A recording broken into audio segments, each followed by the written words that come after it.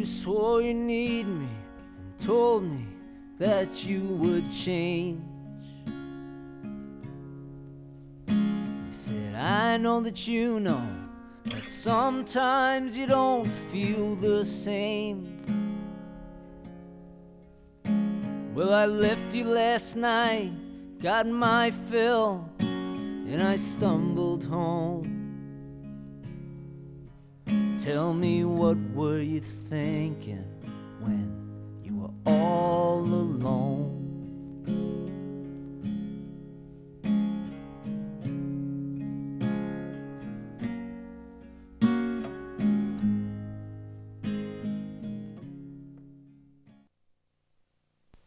The first carousel I ever rode was in Asbury Park. And I can't go home. I can't go home to those things. I can't take my nieces and nephews. I can't take the children that I know and show them what my childhood was like, because it's gone.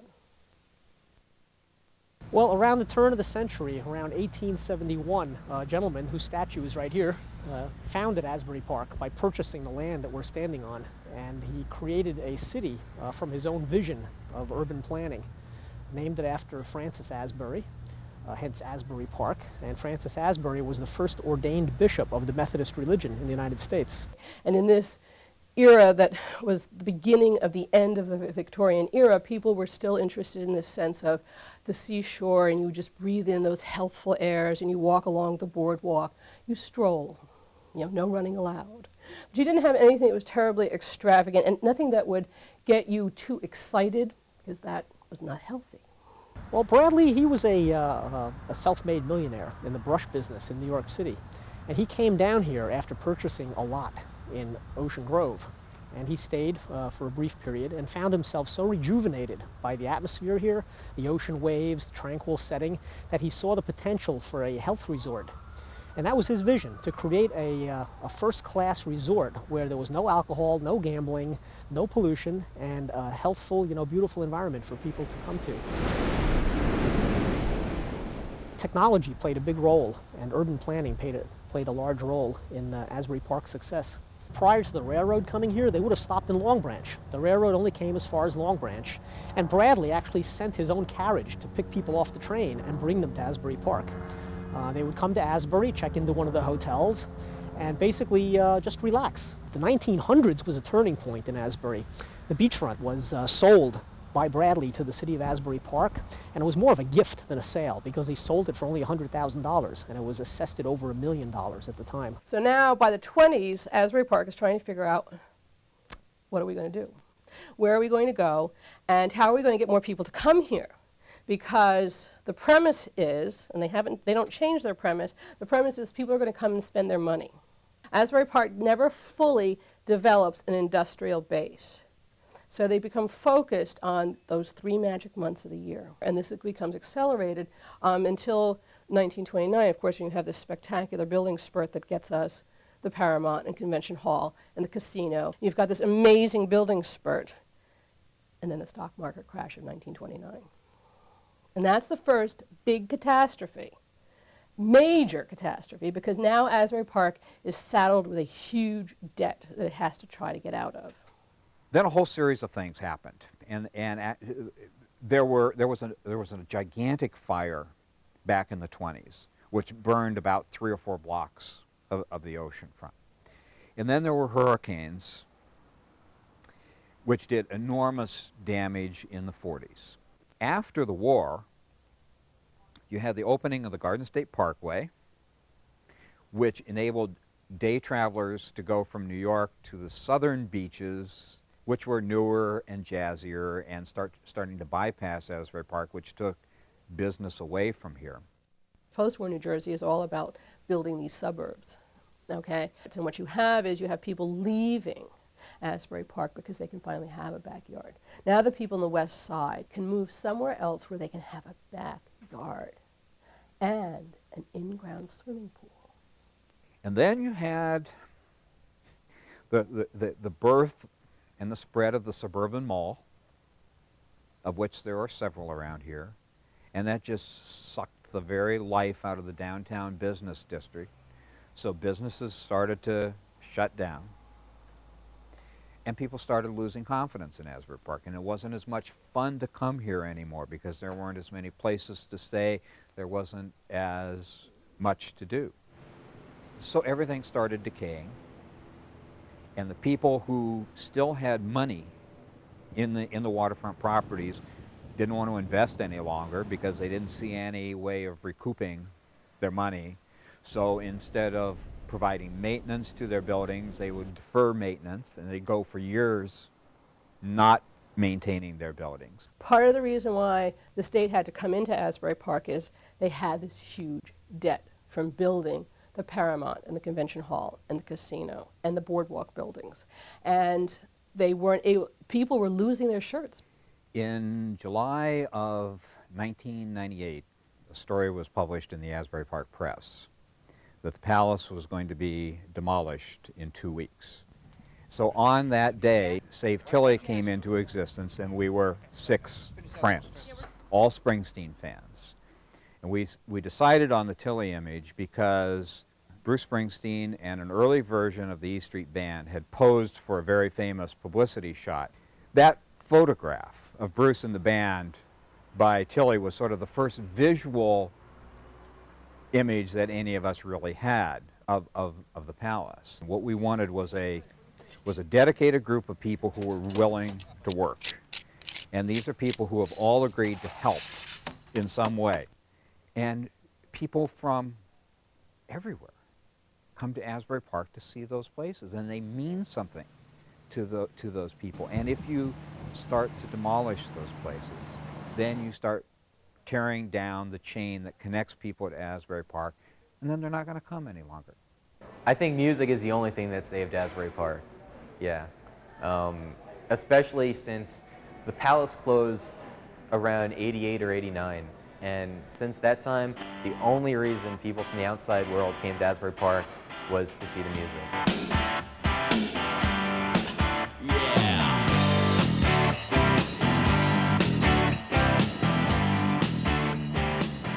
We had a very diverse style of music then. We have a diverse style now. People used to think the Asbury sound was a raspy voice and a guy with playing horns.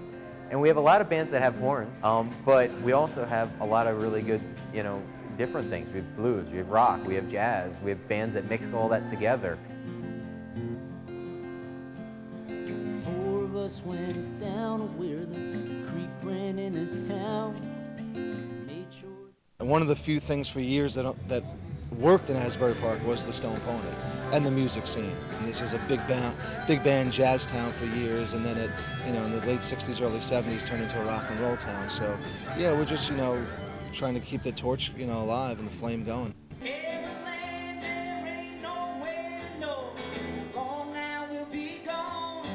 Yeah, it's cool to think that you played on the Stone Pony, knowing who's played here, the historic value of the place. But again, it's more than the artists that come here. It's venues like this one, bringing the local artists to open up for the national acts they have when they have a sold-out show.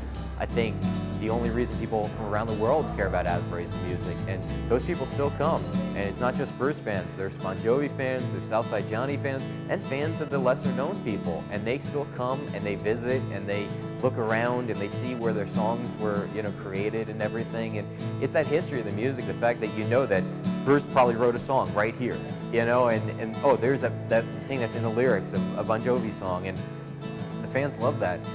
I mean, there's no way they can get rid of this building, even though there's been talk of it. It's one of the few clubs that's known throughout the world, so to take that away would probably be pulling some of the heart out of the musicians around here. At the same time, it just wouldn't be healthy for the scene or the Jersey Shore or the social fabric of Americana music.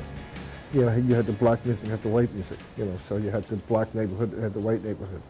So that's why jobs were the same way, because we didn't have equitable opportunity we didn't have equitable means or opportunity, let's say, to work jobs like most white people did.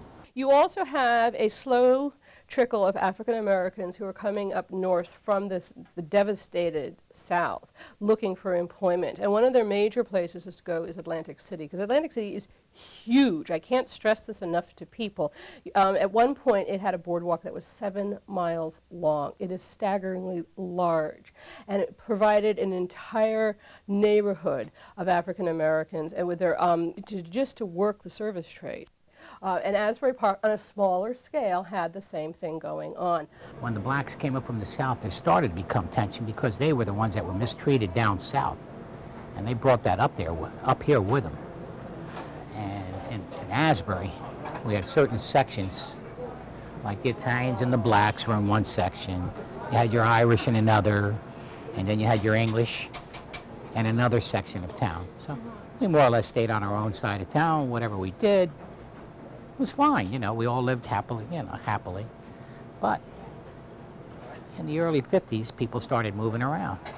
And that's when a lot of things started happening. Springwood was mostly a black area. The blacks was contained from Asbury Avenue south and from the railroad track west. And that was the area that we were allowed to live in. I was the fourth black family this side of Asbury Avenue at that time. So it was that tension. It was tension all over the country then. And I was here. It was lack of jobs, a lack of opportunities that really started it. The whole nation was that way, not just Asbury Park. I lived right here on 3rd Avenue. I could see the smoke. You know, they burned everything. It was Springwood Avenue, which was a beautiful area. You could go down there, do your shopping, you could do everything. The poor people had a grocery store down there that they did business with people, and they could get credit and everything. All that was gone after the riot because that's what they burned. They actually hurt themselves down there, the black people. The entire west side of Asbury Park's commercial district, Springwood Avenue, which is essentially an extension of Asbury's current downtown, was leveled by arson down to the ground. There's about 5 or 6 acres there that have lain vacant since 1970. You know, major cities have these kinds of problems, and this was just the tail end of it. And several people were killed in the race riots. And there was a lot of publicity to the riots, and that scared more people away. And then Asbury Park went through a series of municipal governments that were corrupt. I mean, just plain and simple corrupt in sort of the great Jersey tradition. Before we even took office, the state called us down to the Capitol and told us that the city was in such bad financial shape that they were basically going to come in and take over the city before we even got into office. I have to tell you, this council it has its problems, but it's head and shoulders over the last council. The last council, 5 members, one of them was working for the FBI, secretly recording conversations with the others. As a result, 2 of the former members are under federal indictment on bribery and corruption charges. They arrested the former mayor, they arrested a former council member, a former councilwoman was identified as someone who they actually were getting it. They put a mic on her now, you know, whether she had done something wrong or not, but basically she was gathering information. They arrested a man that many people felt controlled a large part of the council. They arrested a political leader, all types of people. Somebody that had worked for the housing authorities, and it was charges of everything from, you know, bribery, tax evasion, you name it. And it finally got to the point in the early 80s, mid-80s, where everybody basically gave up and said, we've got to start over again. And the people who did have money went together and they convinced the city council to bring in one guy. His name was Joseph Carabetta. He was from up in Connecticut. And they said, let's give him contracts to develop all the waterfront, the whole waterfront. We'll sell him all these buildings. And the palace was sold, and almost all the other buildings were sold to Joseph Carabetta. Well, in 1987, the housing market in the United States and elsewhere tanked. Joseph Carabetta's businesses tanked. And from 1987 on, nothing happened. Our council was elected about 2 years ago, So we found a developer. We satisfied the bankruptcy judge within about 2 months of getting in office, and we spent the next year and a half basically locked in a room with the developers, with engineers, with more attorneys than I knew existed in the universe, with planners, with architects, and we started putting this plan together for the beachfront. Our plan brings the waterfront back to the whole city. It's a much lower rise component, and we are leaving all of the wide avenues open so that everybody from the city can come through passageways and get to the water. So it's going to be more oriented toward resort as well as residential. There is a small, I guess I could say a small but vocal core, that sounds good, a small but vocal core of residents who for one reason or the other are totally opposed to the plan. I think we should save more historical buildings than is in the plan right now. The rationale has been that it costs too much to save them. Who's going to come in? Who's going to do it? Between the Paramount Theater, the Convention Hall, the Carousel building, and the heating plant building, you have 4 buildings, all built in the late 1800s, early 1900s, that need approximately $50 to $70 million worth of renovation. I'm committed to restoring those buildings. It's better for the community when you actually restore a building rather than tear it down and start again, because you actually employ more artisans in restoring a building. And the owner of the Brickwood has proved that it can be profitable, and he has made and is making a profit on that building. So it can be done. Also incorporated in this development is the Palace Amusements and the back end of the casino. We've had structural analysis done on both buildings. Both buildings are beyond saving at this time. Now, I'm not saying that with an infinite amount of money they couldn't be restored. But the goal here is to do something that can be done, not to dream. At the end of Deal Lake Drive, there's a beautiful open vision corridor, and it goes right out to the Atlantic Ocean. And right next to it is the Asbury Tower, which is basically a senior community, which goes up 26 floors. It's just a tiny little triangle of land at the end of Deal Lake Drive that actually people use for parking, and parking is at a premium here already. But it's really, as someone has already said, the jewel in the crown of the entire redevelopment. They will break ground hopefully in spring 2004, and the first units will be online spring 2005. It's envisioned that the homes will run somewhere from the high 200,000s all the way up to $500,000. There's a lot of speculation in the market right now because the redevelopment is going to take place. So therefore everyone wants to buy houses around here and be in on the future of Asbury Park. Well, all of that is causing people's taxes to go up. And the revenues, the benefit end of it is not coming in. I'd say about 90% of the people in the city support this plan. There are a 10% that are wary of what we're doing, because it seems like we have a lot of power. We have been working with the municipality almost as their agent in facilitating this redevelopment. When the jobs do come, the construction job, the painting jobs, the landscaping jobs, they go first to our residents. And we know that people aren't ready for the jobs yet. So we're also working with various community groups and with unions and other people to try to bring training in now so that when the jobs are there, our residents can qualify and they'll be able to move up, have better housing, better lives for themselves and their kids. We have to overcome a perception of Asbury Park as being a city in decay. We have to change that perception for the people in the metropolitan area. So that's a marketing component. Public relations and marketing are now talking to people about what we're doing here so that people will once again put Asbury Park on their radar screen when they're looking to move.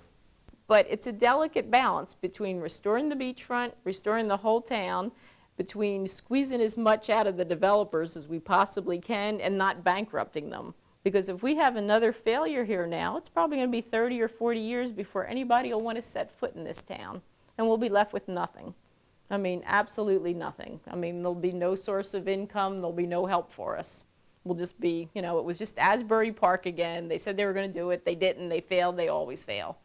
Asbury Park High School at one time was one of the premier schools in the entire country. But as the town evolved and the population became impoverished, all the things that come along with poverty, like the reputation for crime, etc., affected everything in the community. The school, the high school, deteriorated because of a lot of socioeconomic reasons. What I think is important for people who don't know Asbury Park to understand about the ethnic culture of this community is that this is not a shore town with a poor black population.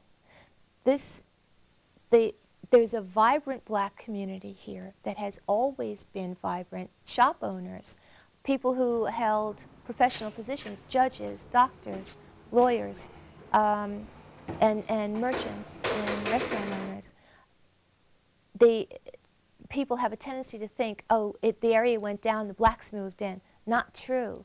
And these were people who always cared a great deal about the community. Actually, I was in Ohio.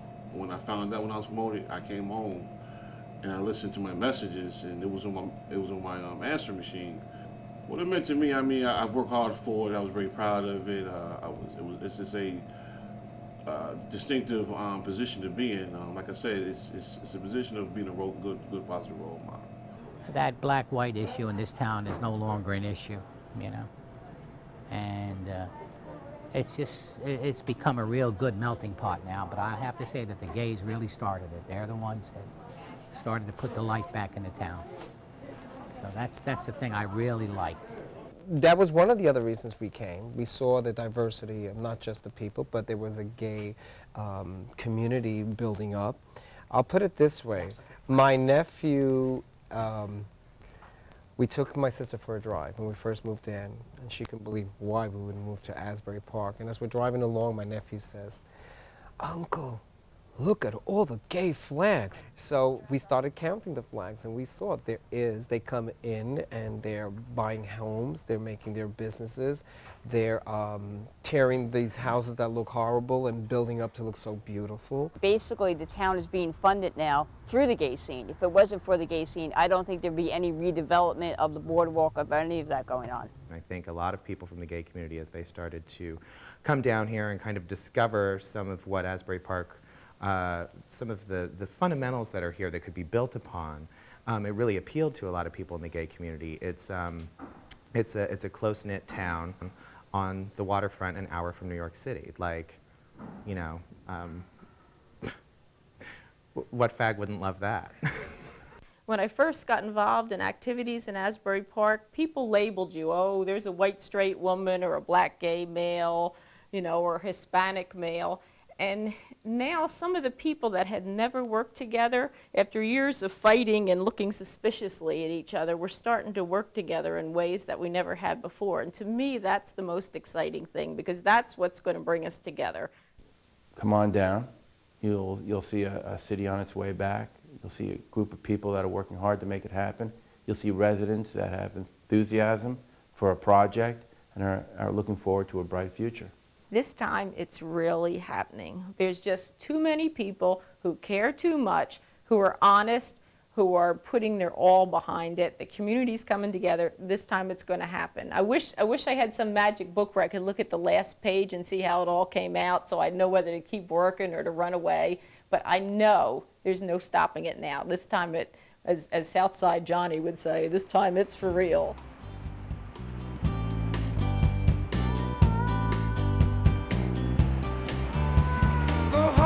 Talks all closed up tight. No action on the strip tonight. No Cupid dolls, no spinning wheels, no dollar pizza soda deal.